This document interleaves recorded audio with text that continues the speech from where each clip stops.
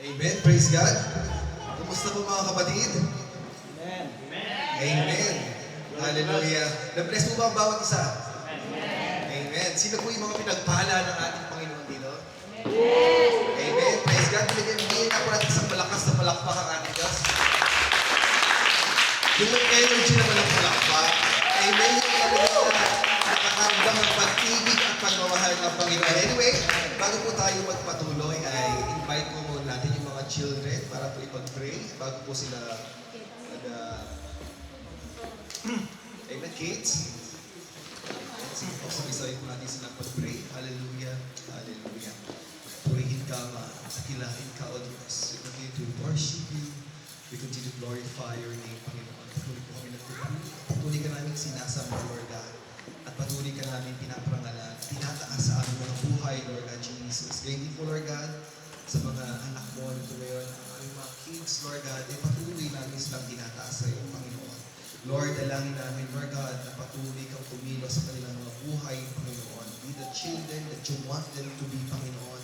Give them wisdom and knowledge, Lord God Jesus. I pray, Panginoon, na maging wise sila sa mundong ito, Lord God, gaya ng sabi sa Bible, Panginoon. Let's pray, Lord God, yung plano mo, Lord God, yung mangyayari sa mga batang ito, Lord God. Continue to anoint them, Panginoon. Continue to cover them in your holy blood, Panginoon, O Jesus. At huwag niyo pong hahayaan, O Diyos, na mga kilos ang kahit anumang gawa ng kalaban, Panginoon. Continue to bless the work of their hands, Panginoon. And I pray, Panginoon, na kung ano man, Lord God, yung mga gifts na ibinigay mo sa kanila, Lord God, ay magamit mo ito for your own glory, Panginoon, Lord God. Lord, naniniwala ako na darating ang araw, Lord God, na makikita namin, Lord God, na sila ay tatayo rito at patuloy na maglilingkod sa iyo, Panginoon. Hallelujah. Gagamitin mo siya, Lord God, for your glory alone, Lord Jesus. Hallelujah. At Lord, muli alam po namin na ikaw ang may control sa kanila, Panginoon. Ikaw lamang po ang binibigyan namin ng karapatan na kumilos sa kanilang buhay at wala ng iba, Panginoon. At maging sa kanilang mga magulang, sa Lord, I pray na continue to guide us, Panginoon, kung paano sila palakihin, Lord God, ng naaayon sa iyong kagustuhan at naaayon sa iyong way, Panginoon. Kaya Lord, maging sa buhay ni Sis Rose, Panginoon, continue to use them, Lord God, continue as your empty vessel, Panginoon, to be a channel of blessing sa mga batang ito, Panginoon. Kaya Lord, we praise you, we magnify your name, this our prayer, in the mighty name of Jesus. Amen. Amen po. Ngayon po, share ko lang po na ito pong series of ating preaching ay, ito po ay kadugtong pa po rin ng ating, alam po natin lahat, ito po ay ang WINS thematic preaching na pinagpapatuloy po natin hanggang sa ngayon. Amen. Amen. So ang title po ng mensahe ngayong araw ng Panginoon ay Spirit-Filled Living, the Evidence of a Life Controlled by the Holy Spirit. Amen. Sabi po rito, sabi po dyan mga kapatid, amen, have you ever noticed that two people can attend the same church? Amen, siguro po, nanonotice natin yan. Tayo po ay sama-samang sumasamba, sama-samang nakikinig ng salita ng Panginoon. Eh, sabi po dyan, hear the same sermon and read the same Bible, yet their lives look completely different. May napansin po ba tayo na? Itong si Kuya, si Ate, kasama ko ito every Sunday, nakikinig sa salita ng Panginoon. Every Friday or every Saturday, kasama ko nagba-Bible study. Pero kung makikita natin, magkakaiba tayo ng way ng pamumuhay. Amen po ba? Meron po ba tayong napansin na gano'n? Amen. Sabi po rito, one is overflows with joy, with peace, love, and gratitude. Sino po sa palagay niyo? Oy, ako yan. Ako yung namumuhay, sabi nga, nag-overflow yung joy sa puso ko. Ako yung namumuhay na payapa sa presensya ng Panginoon. Nararamdaman ko yung pag-ibig at gratitude sa puso ko. Magtaas niya po ng kamay kung sino yun. Amen. Pag sure ba? Amen. So sabi naman po mga kapatid, while the other struggle with bitterness, fear, and spiritual dryness. Yet, sabay-sabay tayong sumasamba every Sunday. Dito sa Sutton, pupunta pa tayo ng Queens. Hindi ba? Pupunta sa Bisapan, pupunta pa tayo ng Manchester. Pero, ang tanong, hindi tayo pantay ng spiritual level. Amen. Sabi po rito, mga kapatid, the difference is not the one has more of the Holy Spirit than the other one. Sabi mo, mas marami kasing Holy Spirit si Kuya Loreto, kaya siya yung talagang hindi daw po yun, mga kapatid, di ba? Ang sabi po rito, the difference is that has the Holy Spirit that more than other. Every believer has the Holy Spirit. Amen po ba? And po natin, once we receive our Lord Jesus Christ as the Lord and Savior, automatically, the Holy Spirit dwells in us. Amen. Amen. Kung ano yung Holy Spirit na meron kay Kuya Loreto, yun yung Holy Spirit na meron kay Bro Mark. Amen po ba yun? Meron kay Pastor, meron kay Kuya, kay Ate. We have the same Holy Spirit dwells on us when we receive our Lord Jesus Christ as a Lord and Savior. Amen. Parang hindi na kayo nag-amen. Kasi mas marami na nag-amen kaysa yung sa akin. Amen. So sabi po rito, every believer has the Holy Spirit, but not every believer is living under His control. Amen. Hindi lahat ng mananampalataya, although Christian ka, lahat may influence ng Holy Spirit. Hindi lahat ng Kristiyano ay nakokontrol ng banal na Espiritu yung kanyang pamumuhay every day of his life. Amen. Ang sabi po sa Ephesians chapter 5, 18 to 21, the Apostle Paul give us a command that is essential for every Christian. Sabi po dyan, be filled by the Holy Spirit. Tingnan nyo nga po yung mga katabi nyo kapatid. Mukha ba po ang filled ng Holy Spirit? Hindi nga matignan eh. Amen. Sabi po, be filled with the Holy Spirit. Sabi po dyan, next po, this is not the suggestion for mature believer or church leader. Hindi po ito yung suggestion lang kasi matagal na Kristiyano to. O kasi leader na siya ng church, kaya ganyan siya, kaya puso siya ng banal na spirito. Tandaan po natin mga kapatid, yung command sa Bible, sabi po, every believer. Ibig sabihin, tayo pong lahat yun na nandito ngayon, na sumasampalataya sa Panginoong Jesucristo. Amen po ba? Amen. Amen. Sabi po dyan, sabi po, it's a command for every followers of Christ. It's a command. Amen. Hindi siya option. It's a command. Amen. Pag sinabing command, dapat sundin. Amen po ba? Hindi multiple choice, walang A, B, C. Ito yung mga option. Ang sabi command, ibig sabihin, we must do it. Or we need to do it. Sabi po dyan. Amen. So sabi po nito, to be filled with the Holy Spirit means to continually surrender our life to His control so that our thoughts, words, attitude, and actions reflect to Jesus Christ. Amen. Yung ugali natin, hindi lang every Sunday, pag sa work ka, pag nasa bahay ka, pag kasama mo yung pamilya mo sa loob ng room, dapat nagre-reflect pa rin yung ugali natin sa Panginoong Jesucristo. Amen. Minsan kasi pag nasa church tayo, madaling sobrang kumbaga prim and proper tayo kumilos. Talagang ito yung ideal Christian kumbaga. Kasi nga, andyan si Pastor, nakikita, baka mamaya kung ano yung masabi sa atin ni Pastor.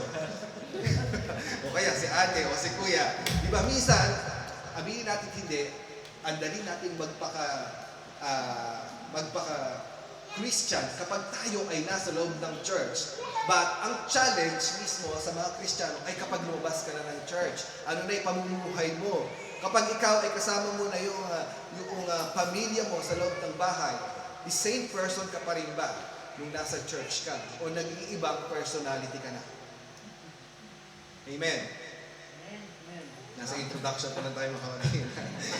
Amen. Sabi po nito, Paul contrasts two controlling influences. Nagbigay si Paul ng example. Sabi po nito, being controlled by wine leads to reckless living. Sabi po dyan, at yung other one, being controlled by the Holy Spirit leads to godly living. Sabi po nito, the question for us today, it's not, do I have the Holy Spirit? Meron po ba tayong Holy Spirit? For sure, we have the Holy Spirit. Sino po rito tumanggap sa Panginoong Jesucristo? Bilang Lord and Savior. So meaning, every one of us have the Holy Spirit. At nananahan po yan sa ating buhay. Amen. Sabi po rito, but rather, ang tanong daw po mga kapatid, sabi po yan, does the Holy Spirit have control of me? Yan po ang tanong. Tanong nga po natin sa sarili natin, may control nga ba yung Holy Spirit sa buhay ko? Amen. Amen. Amen. So yung po tatakbo. Sabi po rito, as we study this passage, we will discover that the Spirit-filled life is not measured by extraordinary experience, but the visible evidence of transformed heart and life that glorifies God. Ang evidence po ng field ng Holy Spirit, ang sa Kristiyano ay makikita ang pagtatransform ng ating puso at pagpatransform ng ating buhay na kung saan nagbibigay glory sa Panginoong Hesukristo. Amen. Sabi po ito, yung number 1 point po natin, the command, be filled with the Spirit. Sabi po, do not get drunk on wine, instead, be filled with the Spirit. Sabi po kanina, this is a command, not an option. So, kailangan natin gawin. Amen. So, isingit ko lang po mga kapatid, kung meron po tayong ballpen or notebook, kasi po dito na po iikot yung Bible study natin para mapaganda yung pag-share natin every Saturday and every Friday, dapat nagte-take notes po tayo. Amen. Sabi po nito, the verb indicates continuous action. Keep on being filled with the Spirit. Pag sinabi po niya, dapat everyday, nakakaranas tayo ng kapuspusan ng banal na Espiritu. Amen po. Everyday yan. Halimbawa nga, kapag tayo ay minsan, pag nasa UK tayo, lagi tayong puspos ng banal na Espiritu kasi babad tayo sa gawain ng Panginoon. Amen. Paano pag nagbakasyon ka na sa Pilipinas? Di ba? Baka iniwan na sa airport muna. Diyan muna sa airport yung pagiging Kristiyano. Pag bumalik na, pag natapos na yung bakasyon, hahanapin mo ngayon kung saan mo iniwan yung pagiging Kristiyano mo. Amen. Hindi na napuspos ang banal na Espiritu. But, ang sabi po sa ating karuan, everyday dapat na-filled tayo ng banal na Espiritu. Walang stop, walang break.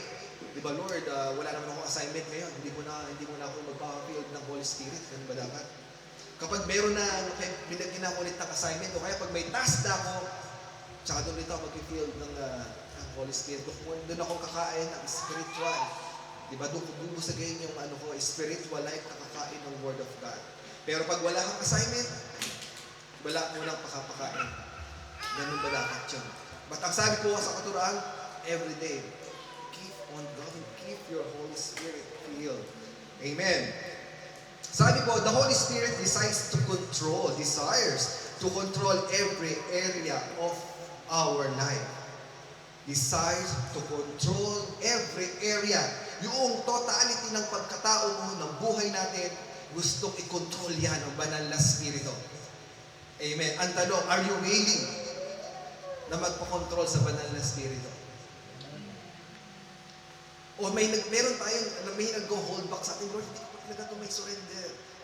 Hindi ba? Ito yung minsan na may tinatawag tayong favorite sin. Na kahit minsan matagal ka ng Kristiyano, hindi mo may surrender sa Panginoon. So, ang tendency, hindi makakilos ng total ang banal na Espiritu sa buhay mo. Kasi may hino-hold back pa tayong kasalanan. Na minsan, hindi natin maisuko sa Panginoon. Hindi po sinabing kayo yun. But may tendency sa mga Kristiyano na gano'n yung nangyayari. I mean, hindi ma-experience talaga yung totality, yung kapuspusan ng banal na Espiritu kasi may hino-hold back pa tayo sa buhay natin. Amen. So, ang tanong po mga kapatid, willing po ba tayo na magpasakop sa banal na Espiritu? Amen. Para labas naman sa ilong. Amen. Praise the Lord. Amen. Sabi po rito, just as alcohol controls a person's thoughts, words, and actions. Sino na po rito yung nalasing nung hindi pa Kristiyano? Nung hindi pa Kristiyano, ha? Tanong ko, nung hindi pa Kristiyano. Amen. Sino rito yung nalasing nung Kristiyano na? Amen. Hindi ba, nung tayo ay, di ba sabi ko rito, ikinumpara po siya sa Tagalog, yung paglalasing at saka yung kapuspusan ng banal na spirito. Kinumpara po yan ni Paul. Kasi po, mga kapatid, kung nakaranas po kayo nung lalasing, nung hindi pa kayo Kristiyano, di ba, talagang hindi mo control yung kapag lasing ka, hindi mo makontrol yung mga ginagawa mo. Minsan nga yung pag-English mo, fluent. Kapag lasing ka. Di ba Kuya Jonathan? Talagang talagang fluent ka. Talagang may mga nasasabi ka na hindi mo makontrol, may nagagawa ka na hindi mo mapigilan yung sarili mo. Bakit sinasabi mo, lasing kasi ako eh. Nalasing lang ako kaya ako nagawa yun. So, ibig sabihin, kapag influence ka ng alcohol, may mga nagagawa ka na hindi mo makontrol. May mga nasasabi ka na hindi mo makontrol yung sarili mo kasi influence ka ng alak or alcohol. Yun ang gustong mangyari ng ating Panginoon. The same thing na kapag ikaw ay puspos ka ng banal na spirito, may pinagagawa sa iyo ang banal na spirit sa buhay mo, hindi mo makontrol. Kasi pinagagawa yun ng banal na spirit sa buhay mo. Kasi filled ka ng Holy Spirit, di ba? Kaya minsan, kapag ikaw ay puspos ng banal na spirito, pag may pinapatanggap sa iyo ang Panginoon, hindi mo makontrol yun. Hindi mo ma-resist kasi filled ka ng Holy Spirit, nagkakaroon ka ng boldness, nagkakaroon ka ng courage to share the gospel of life because you are filled with the Holy Spirit. Amen. Amen. So yun po yan mga kapatid. Sabi po rito, nasa na po tayo? Sabi po dyan, amen, the Holy Spirit should influence every decision, every attitude, every behavior of the believer, but in a holy and life-giving way. Amen. So, ang tendency po mga kapatid, kapag tayo ay puspos ng banal na spirito mga kapatid, for sure yan, yung way ng pamumuhay natin, it will always brings glory to the Lord Jesus Christ. Lahat ng pinag-uutos sa atin ng Panginoon, walang hirap po yan kasi nga, lagi tayong filled ng Holy Spirit. Minsan kahit mahirap, Lord, amen. Kasi alam natin ha, meron tayong may nagpo-control sa atin, yun ang banal na spirito. Amen po. Next. So sabi po nito, how to be filled with the Holy Spirit. Paano nga ba mapuspos ng banal na spirito? Ang sabi po dyan, surrender completely to God. Baka mamaya tanongin nyo, paano ba sa tayo mapuspos ng banal na spirito?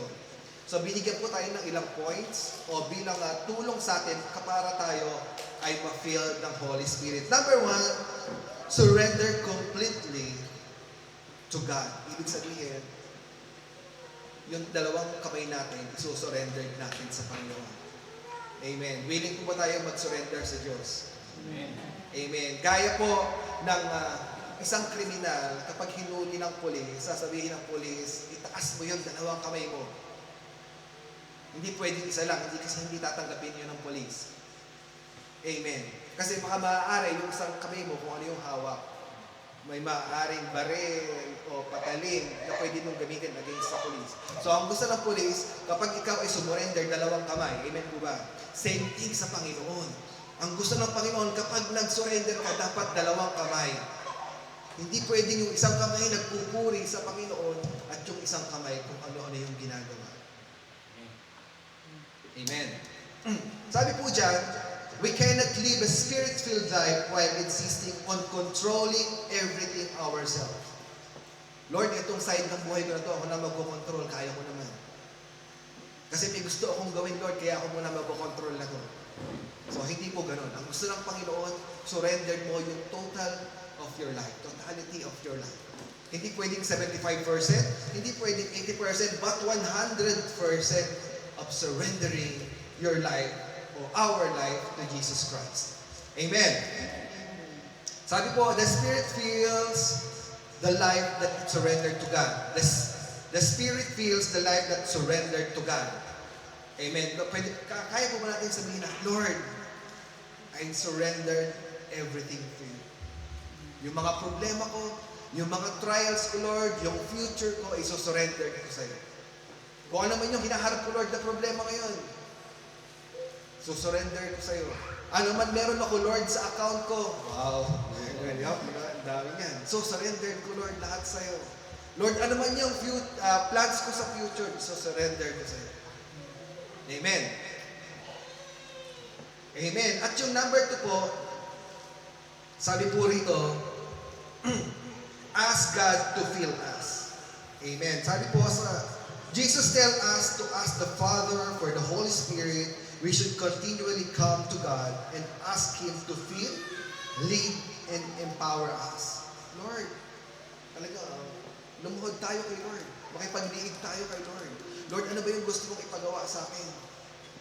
Lord, fill mo ako. Gamitin mo ako, Lord. Use me, Lord God, for your glory.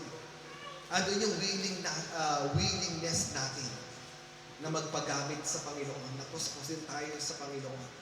Di ba dapat lagi tayo uhaw sa salita ng Panginoon? Amen.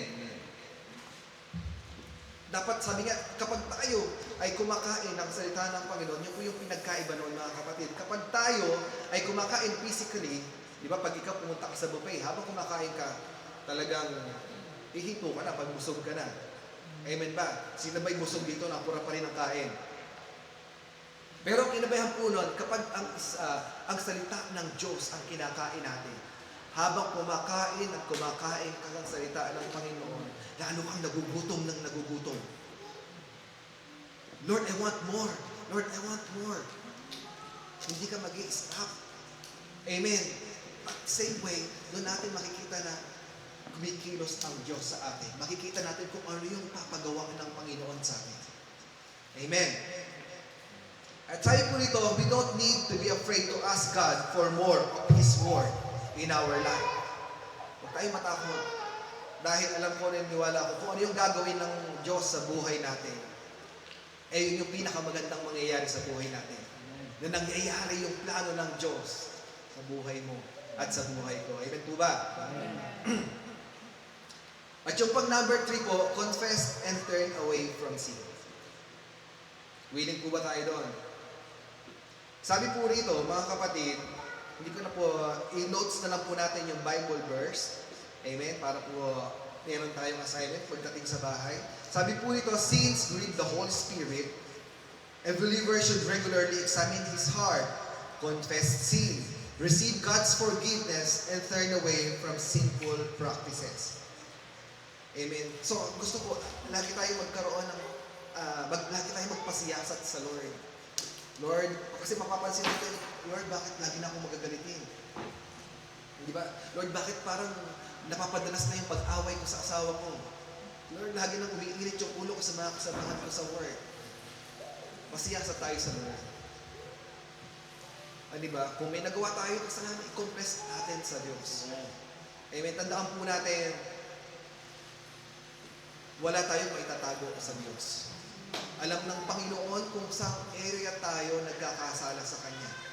Alam ng Panginoon kung saan area ng buhay mo at buhay ko napapaiyak natin ang Diyos. But praise God at purihin ang Panginoon. Ang gusto lang niya, kapag tayo ay nagkasala, sabi nga, ito yung hindi pwedeng magno ang Panginoon sa atin. Kapag anak niya ay lumapit sa Kanya, na humingi ng tawad, lumuhod sa Kanya, never na maglono ang Diyos sa atin. Amen. Dahil ganun niya tayo kamahal. Ano mang kasalanan na gawa natin kapag tayo ay nag-repent, at meron tayong humble heart sa Panginoon, patatawarin niya tayo. Amen po. Sabi po rito, a surrendered heart must also a repentant heart. Surrender completely to God. Amen. Yun po yung pangatlo po natin. At yung number 4, feeds on God's Word. Sabi po sa ang Bible verse po natin ay Colossians 3:16 and Ephesians 5:18. Sabi po, God's Spirit works through God's Word. The more Scripture fills our minds and heart, the more our thinking and actions are shaped by that. Yun po yung sinabi ko kanina mga kapatid. If we want to be filled with the Spirit, we must allow God's Word to fill our heart. Amen. Ang gagawin po natin, mag-fill ng salita ng Panginoon kasi kapag hindi ang salita ng Panginoon ang nag-fill dyan, iba ang mag-fill dyan sa buhay mo. Amen. Dapat salita ng Panginoon lagi nag-fill. sa isipan at sa puso natin. Kasi kapag nababawasan ang salita ng Panginoon sa buhay ng isang Kristiyano, yung kalaban, yung gawa ng kalaban ang mag-feel dyan. O minsan naman, yung mga Netflix na pinapanood mo, yun yung mag-o-occupy dyan. Amen. So dapat, salita ng Panginoon, ang lagi natin gawin, pang-feel sa buhay po natin. Amen. Sabi po rito, at yung number 5 po natin, walk in obedience. Amen. Walk in obedience. Sino po rito yung lagi nag-a-abide sa salita ng Panginoon? Amen. Obedient tayo, di ba? Parang patay yung mic ko. Narinig ko ba ako dyan? Amen. Sino po rito yung mga nag-a-abide sa salita ng Panginoon? Amen. First, naniniwala ako mga kapatid, may mga pangyayari sa buhay natin na hindi natin totally na-abide ang Panginoon. Alam po ng Diyos yan. Hindi natin pwedeng sabihin, 100% sumusunod ako sa Panginoon. Amen. Kaya nga tayo laging lumalapit, nag-aaral sa pagsalita ng Panginoon kasi hindi pa tayo sabihin natin na perfecto. Amen. Lagi tayo, may iniquities pa rin tayo, may kakulangan pa rin tayo. Kaya nga nandiyan yung grace ng Panginoon. Amen. Hindi si Sister Grace. Andiyan yung grace ng Panginoon. Siya yung mga magpupulong sa kakulangan natin. Amen. Kaya huwag tayo magsisawa. Huwag natin na pagdudahan yung grace ng Panginoon sa buhay natin. Alam ng Diyos kung saan tayo nagkukulang. Pero hindi nagbabago yung pagmamahal ng Diyos sa atin. Amen. So sabi po, walk with obedience. Ask the Holy Spirit, what are you asking me to change or to obey? Lord, nahihirapan akong sumunod. Pero tulungan mo ako, Lord, para makasunod sa gusto. Lord, nahihirapan akong gawin yung pinagagawa mo sa akin. Pero Lord, naniniwala ako na sa tulong mo, kakayanin natin. Amen po ba doon, mga kapatid? Walang mahirap sa Diyos. Sabi nga sa kanta, walang mahirap sa Panginoon. Lalo na kung ang gagawa nun, or ang katuwang nun, or ang kapartner na gagawa nun, eh yung anak niyang gustong magpagamit sa Diyos. Amen. Amen. So ang next po natin, yung number 2 po ay, so yung po yung how to be filled with the Holy Spirit. May natandaan po tayo sa 5 points na ibinigay. Amen po. So number 2 po natin, the Spirit, the evidence of Spirit-filled worship. Yung number 2 points natin. Sabi po nito, speaking to one another with psalms, hymn, and songs from the Spirit. Sabi po, when the Spirit filled with the Holy Spirit, worship is no longer just something we do our lips. It becomes something that flows from our heart. Sino po rito yung nakapagpapuri sa Panginoon kanina nagkakantahan tayo? Lahat po ba tayo sa palagay nyo, naging katanggap-tanggap yung pagpag-aawitan na ginawa natin kanina? Naibigay po ba natin yung focus natin sa pagpupuri sa Panginoon? Amen. Kasi po, tandaan po natin, nagpunta tayo rito, isa mga ilahan kung bakit tayo nagpunta rito ay upang papurihan, upang sambahin ang Diyos, upang ideklara yung kanyang kabutihan sa pamamagitan ng ating mga pag-aawitan. Amen. Kaya nga sabi ko sa inyo mga kapatid, may mga Kristiyano na minsan makikita mo habang nagpupuri, umiiyak sa Diyos. Hindi ba? Minsan, nakikita mo, may mga Kristiyano lundag na lundag habang nagpupuri sa Panginoon. Hindi natin pwedeng sabihin, ang weird naman ni kapatid magpuri, may patalon-talon pa. Ang drama naman ni kapatid kasi grabe naman ang iyak sa Panginoon. Hindi natin pwedeng questionin yun, mga kapatid. Kasi bakit? Hindi mo alam kung paano kumikilos ang Diyos sa buhay niya. Amen. Hindi mo alam kung ano yung pinagdadaanan ng kapatid ng mga oras na yun at naramdam niya yung pag-ibig ng Panginoon. Kaya siya umiiyak habang nagpupuri sa Diyos. Nung habang nagpupuri sa Diyos, nakita niya kung paano kumikilos ang Diyos sa problema niya. Kaya, Lord, ito yung para sa iyo. Iiiyak ko sa iyo, Lord, habang nagpupuri ako. Amen. Minsan, kapag hindi natin gusto yung kanta, pinipigilan natin kumanta. Kinokontrol natin yung bibig kasi hindi ko gusto yung paawit ngayon. Hindi magaling mag-worship leader yung nagpapaawit yun, hindi mo na ako kakanta. Ganun ba dapat yung attitude ng isang Kristiyano na puspos ng banal na Espiritu? Tandaan po natin mga kapatid, dapat it's a lifestyle of the Christian na nagpupuri sa Panginoon. Minsan ikaw kumakanta ka, hallelujah, hallelujah, alam mo ba si Juan? Ito din naman si nagpupuri ka sa Panginoon tapos sasabihin mo ng daldal sa katabi mo. Hindi dapat gano'n. Kapag tayo ay nagpupuri sa Panginoon, concentrate mga kapatid. Kalimutan mo yung mga nasa paligid mo. I-focus mo yung puso mo at isipan mo sa pagpupuri sa Diyos. Amen. Iwanan mo yung kalimutan mo yung problema mo. Ilagay mo sa paano ng Panginoon dahil habang nagpupuri ka sa Panginoon, naniniwala ako, nakikilos yung Diyos sa problema na pinagdadaanan mo ngayon. Amen. Walang imposible sa Panginoon. Worshiping God is the key of everything. Amen. Kayang kumilos ng Panginoon sa buhay mo habang ikaw ay nagpupuri sa Kanya. Amen. Next po, sabi po dyan, mga kapatid, Spirit-filled worshiper, sige po, worship God sincerely, not just emotionally. Sincere dapat yung pag-worship natin sa Panginoon. Amen. Yung galing talaga sa puso natin. Minsan pag nakita kang may umiiyak na kapatid, dapat gusto mo umiyak ka na rin. Sabayan ko kayo pag-iyak ni ate. Di ba? Nakigaya-gaya ka na ng pag-iyak. So dapat sincere po yung pag-worship natin sa Panginoon. Amen. At next po, sabi po rito, praise God even when circumstances are difficult. Kaya po tayo may tinatawag na sacrifice of praise. Na kahit minsan inuulan tayo ng problema, mas pinipili natin magpuri sa Panginoon. Kaya gaya nga po nung sinabi ko kanina mga kapatid, kayang-kayang kumilos ng Diyos kung ano man yung sitwasyon mo sa buhay nila. Amen. Ano man laki ng problema mo na pinagdadaanan, mas malaki yung Diyos na inaawitan mo.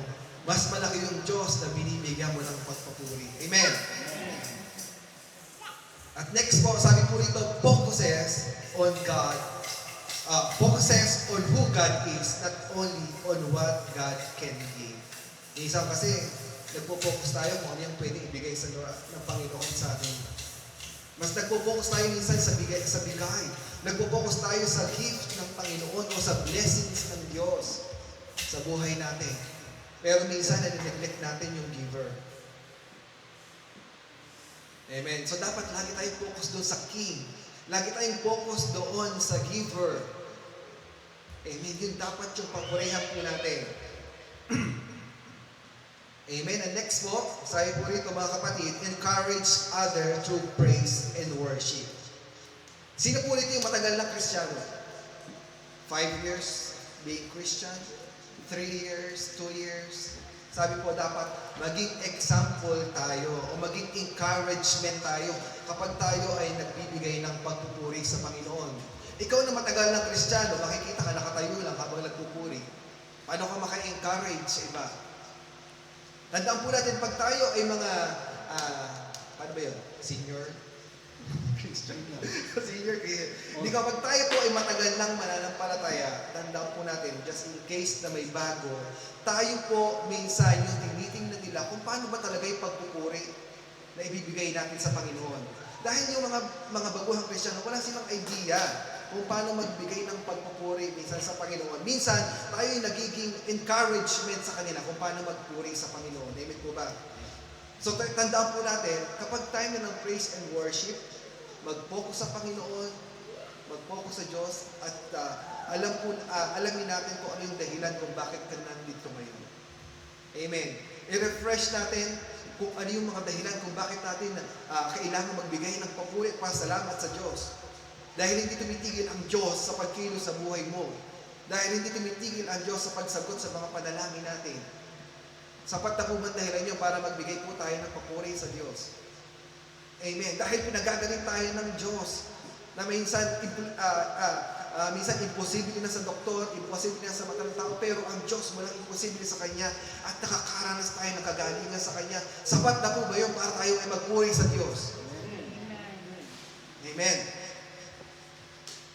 Amen. So next po, sabi po rito, if the Holy Spirit, sabi po yan, worship God's only in the church but through every day of life. Sabi po, magpuri tayo sa Panginoon, hindi lang every Sunday, araw-araw ng ating pamumuhay. Amen. Kaya po natin yun, di po ba? Sabihin nga po natin sa katabi, kaya natin yan. Amen yan. Sa tulong ng ating Panginoon. Amen. Kaya-kaya po yan. Amen. Next po. Sabi po nito, question. Ano yung question? If the Holy Spirit filling my life, can people see a heart of worship in the way I live? Kung sa palagay mo na, puspos ako ng banal na Espiritu, filled ako ng Holy Spirit, sa palagay mo, yung katabi mo, nakikita kaya sa buhay mo yun? Yung mga katrabaho mo, nakikita kaya yun, yung filled ka ng Holy Spirit? Ikaw ba yung katrabaho na kapag ikaw ay pumasok, talagang nagiging magnet ka sa kanila, gusto nila lagi kang kasama? Kasi pag kasama ka nila, nag-overflow yung blessing sa kanila. Nabe-bless sila pag kasama ka, nagiging encouragement ka sa kanila. O ikaw yung tipo na Kristiyano na kapag ikaw yung nasa trabaho, iniiwasan ka nila. Hindi ka nila gustong makakatabi, hindi ka nila gustong makasama sa sheep. But ini-remind tayo ng Panginoon ngayon, dapat makita sa atin na mga tao sa paligid natin, believer o not unbeliever, na dapat makita yung kapuspusan ng banal na Espiritu sa buhay natin. Amen. So next po, sabi po rito, number 3 na po tayo. Ano po yung number 1? Filled with the Holy Spirit. Number 2, the evidence, filled yung pagpupuri natin sa Diyos. Amen. At yung pangatlo po, sabi po rito, the evidence of Spirit-filled gratitude. Amen. Sabi po, giving thanks always for everything. Sabi po, when we are filled with the Holy Spirit, our perspective changes. We learn to recognize God's goodness and faithfulness even when our circumstances are not perfect. Sabi po dyan, when we are filled with the Holy Spirit, our perspective changes. Sabi po, we learn to recognize God's goodness and faithfulness even when our circumstances are perfect. Tandaan po sa buhay ng ating mga Kristiyano, di ba? Lagi natin naririnig na hindi po tayo accepted sa mga trials, sa mga circumstances, sa mga problems sa buhay po natin. Minsan, nung nga naging Kristiyano po tayo, lalong lumaki yung trials na hinaharap natin. Di ba? Parang nung naging Kristiyano ako, lalong dumami yung problema ko. Di ba? Parang nung time na unbeliever ko, parang okay naman yung life ko. Tandaan po natin, wala namang pinrami sa ang Panginoon sa Bible, na ang buhay ng Kristiyano, it's like a bed of roses. Dadaan at dadaan po tayo sa paghihina, dadaan tayo sa pagsubok. Amen. But during that time na dumadaan tayo sa mga circumstances ng buhay natin, dapat magkaroon tayo pa rin ng gratitude sa puso natin. Amen. Sino po rito yung nakakaranas ng problema? Tapos sasabihin mo yan, praise you Lord, praise Jesus. Sino po rito yung ganon, mga kapatid? Yung response natin sa problema ay, purihin ka Lord. Dahil alam ko Lord na may magagawa ka. Amen. Lord, dahil alam ko na sa problema ko, hindi ito mananatili, pagdadaanan ko lang. Lord, alam ko nakikilos ka. Amen. Dahil mabuti ka Diyos sa buhay ko. Dahil alam ko Lord na tapat ka sa buhay ko. Amen. Meron pa rin tayong gratitude sa puso natin. Sabi po rito, next po, a spirit believer develops a heart that say, Lord, I may not understand everything that is happening, but I can still thank you because I know you are good and I know you are in control. Sabihin nga po natin yun. Basahin po natin sabay-sabay with boldness. 1, 2, 3. Lord, I may not understand everything that is happening, but I can still thank you because I know you are good and you are in control. Amen. Panghawakan po natin mga kapatid yan. Dahil tapat ang Diyos sa buhay natin. Lagi ko pong sinasabi, kung tapat ang Diyos sa buhay, kung tapat ka sa Diyos, mas higit tapat ang Diyos sa buhay mo at sa buhay ko. Hindi masusukat yung katapatan ng Diyos sa buhay po natin. Amen. Next po, sabi po dito, thanking God is in every circumstances, not because everything is good, but because God remains good. Hindi nagbabago ang Diyos. Ang Diyos, siya yung ating Panginoon noon, ngayon, at magpakailanman. He never changed. Kasi meron pong dumarating sa buhay natin na ang tagal nagpaka-Diyos ng Diyos sa buhay mo. Nung nakaranas na tayo ng problema ngayon, parang kino-question na natin ang Diyos sa buhay natin. Minsan nakalimutan natin na sa mahabang Panginoon na nagiging Diyos ang buhay natin, nakaranas ka lang ng medyo mabigat na trials ngayon, naging question na sa buhay natin ang pagiging Diyos ng Diyos sa buhay mo. Tandaan po natin mga kapatid, hindi nagbabago ang Diyos. Amen. Yung pagmamahal niya sa iyo, hindi magbabago. Minsan, nalikuran mo na ang Diyos hindi tumatalikod sa iyo. Amen po. Next po, sabi po rito, recognizing God's faithfulness, remembering what He has already done. For sure, may ginawa na ang Diyos sa buhay mo. Amen. Huwag mong kakalimutan yung kapatid. Kahit nakakaranas ngayon ng pagsubok, huwag mong kakalimutan na nagiging Diyos ng mahabang panahon ang Diyos sa buhay mo. Kung nagawa niyang sumagot sa problema mo noon, sasagot at kikilos muli ang Diyos sa kung ano mang problema ang pinagdadaanan mo ngayon. Amen po. Sabi po rito, choosing gratitude instead of complaining. Sabi po, choosing gratitude instead of complaining, changing our focus from what we lack to what God has provided. Amen. Kasi po minsan tayo bilang mga tao, nagpo-focus tayo kung ano yung kulang sa atin. Lord, bakit wala pa akong ganito? Hindi na yung mga kasamahan ko, nakabili ng sasakyan, lalaki pa. Ilan na sila nakabili, bakit ako wala pa? Bro, minsan, nagpo-focus tayo kung ano yung kulang. Aba Lord, wala pang bahay, tumitingin na sila. Minsan kung ano yung kulang sa atin, yung doon tayo nagpo-focus. Tandaan po natin mga kapatid, hindi natin ma-appreciate yung blessings ng Diyos sa buhay natin kung lagi tayo nagpo-focus kung ano yung kulang sa iyo at kung ano yung kulang sa akin. Amen.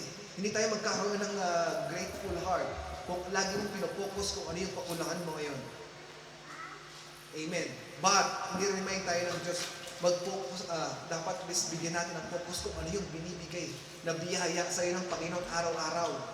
Hindi yung kulang sa iyo. Amen po. Amen. Next po, sabi po rito, trusting God during difficult season, believing that He is still working even we cannot see it. Amen. Kumikilos ang Diyos. Hindi man natin makita, kumikilos ang Diyos sa buhay natin. Giving God's glory, acknowledge that every blessing's ultimate comes from Him. Giving God's glory, acknowledge that every blessing ultimately comes from Him. Amen. Giving glory, every blessing comes from Him. Kaya po mga kapatid, bilang isang Kristiyano, ni-remind po sa atin, lahat po ng meron tayo ay blessing sa Panginoon. Galing sa Panginoon. Amen. Kaya minsan ni-remind natin ng mga Kristiyano, sabi, I'm so lucky. I'm very lucky. Kasi meron ako na ganito. I'm so lucky. Sa palagay yung appropriate po ba sa isang Kristiyano na magsabi ng you're lucky? Tandaan po natin, ang ibig sabihin ng lucky is hindi mo alam kung kanino galing yan. Amen. Hindi mo alam kung sino nagbigay niyan. I'm so lucky. Ibig sabihin, unknown who is the giver kapag sinabi mo, I'm so lucky. Amen. Why? Kapag ikaw ay nakareceive ng blessing, praise God. Thanks God. Direct ko kay Lord kasi alam mo na lahat ng meron mo ngayon galing sa Panginoon. Amen. Kaya kung minsan, kapag may narinig tayo na magsabi na Christian lang, praise God kapatid, galing kay Lord yan. Remind natin yung bawat isa sa atin. Amen. Dahil naniniwala tayo, lahat yan galing sa Panginoon. Next po, sabi po dito, a spirit-filled heart does not need perfect circumstances to give God's praise. Sabi po, kung matatandaan po natin, kung sinusulat po ang Ephesians, sinusulat ang Ephesians ni Paul, siya po ay wala sa convenient life. Amen. But, sabi po rito, Ephesians while facing in prison, nasa kulungan po siya, yet he still spoke about thanksgiving. This teaches us that gratitude is not determined by our circumstances, it is determined by our confidence in God. Amen. Next po, last po na to, sabi po rito, when life becomes difficult, what comes out of our heart? Complaining or thanksgiving? Sabi po, kung mahirap yung sitwasyon mo ngayon, kung may pinagdadaanan ka ngayon, ano ba yung sasabihin mo? Magko-complain ka ba o magpapasalamat sa Diyos? Sa palagay mo, kapatid, thanksgiving or complaining? Thanksgiving. Amen. Sabi po, because what comes out of us often reveal what is feeling from us. Kung puro ka complain, yun yung nagpipil sa'yo. Kung puro ka thanksgiving sa Panginoon, kasi yun ang nagpipil sa'yo. Banal na Espiritu. Sabi po, when the Holy Spirit fills our heart, gratitude begins to replace complaining. Trust replaces anxiety, and praise replaces to discouragement. Sabi po, submit. Ito na po yung last natin. Last na rin ang aking minuto. Ilang minutes na po tayo. Sabi po ito, the evidence of Spirit-filled relationship. Ito na po yung last points natin. Sabi po, submit to one another out of reverence for Christ. When the Holy Spirit fills our lives, it changes the way we relate to other people. The evidence of the Spirit is not only seen in our worship and gratitude, but also in how we treat our family, church members, friends, and even difficult people. Sabi po rito, kapag po tayo ay filled ng Holy Spirit, next slide, we become more humble. We don't always have to be right, recognized, or in control. We learn to consider others. So tandaan po natin, nung tayo ay naging Kristiyano, mga kapatid, sabi nga, we're not complete, we are competing in humility or humbleness sa Panginoon. Amen. O humbleness sa bawat isa. Amen. Hindi natin kailangang magpataasan. Amen. May Kristiyano po bang mayabang? Wala naman, di ba? Kasi ang ina-expect sa atin ng Panginoon, habang tayo ay lumalalim spiritually, at tayo naman habang tayo ay biniblessed ng Diyos, amen, tayo ay nagpapakababa. Kasi bakit? Ang Panginoon ang magtataas sa atin. Hindi ikaw ang magtataas sa sarili mo. Same thing po sa palay. Diba? Sino po rito yung nakakita na ng palay? Amen. Mga taga-Nueva Ecija, nakikita po, kalat po ang palay. So ang palay, illustrate po natin, kapag ang palay po ay hitik sa bunga, lumuyo po siya. Amen. Kumbaga, it's sign of humility, even, na marami siyang blessing.